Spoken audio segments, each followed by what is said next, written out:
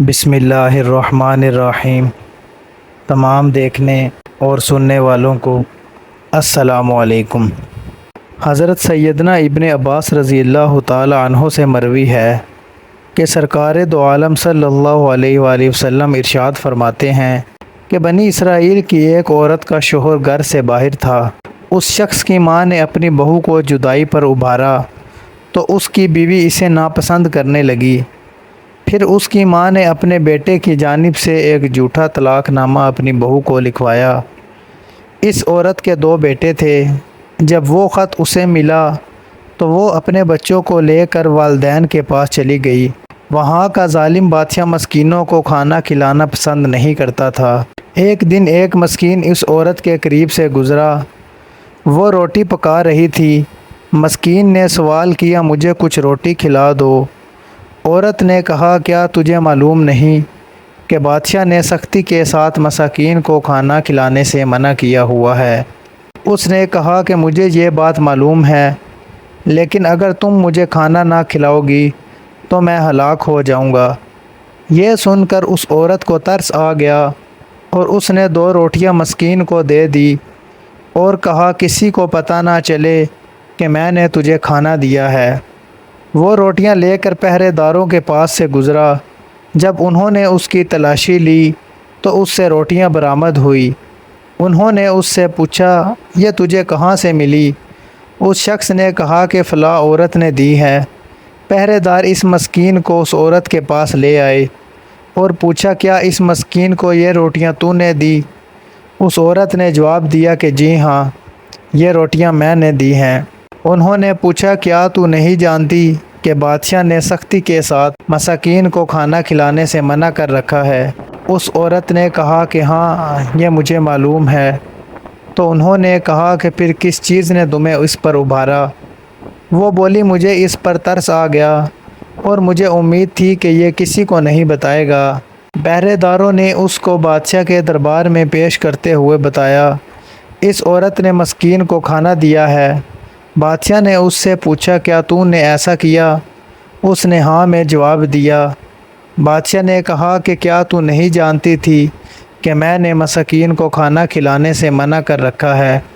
اس نے کہا کہ جی ہاں، مجھے معلوم تھا۔ بادشاہ نے پوچھا، پھر تمہیں کس چیز نے اس پر اکسایا؟ عورت بولی، مجھے اس پر ترس آ گیا اور مجھے یہ امید تھی کہ یہ کسی کو نہیں بتائے گا، اور مجھے اللہ تعالیٰ کا خوف ہوا کہ کہیں یہ ہلاک نہ ہو جائے۔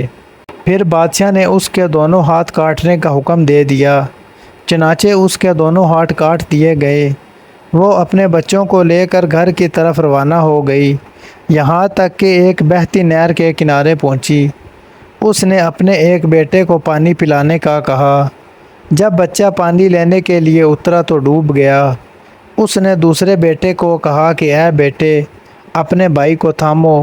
وہ بھائی کو بچانے کے لیے نیچے اترا، لیکن وہ بھی ڈوب گیا۔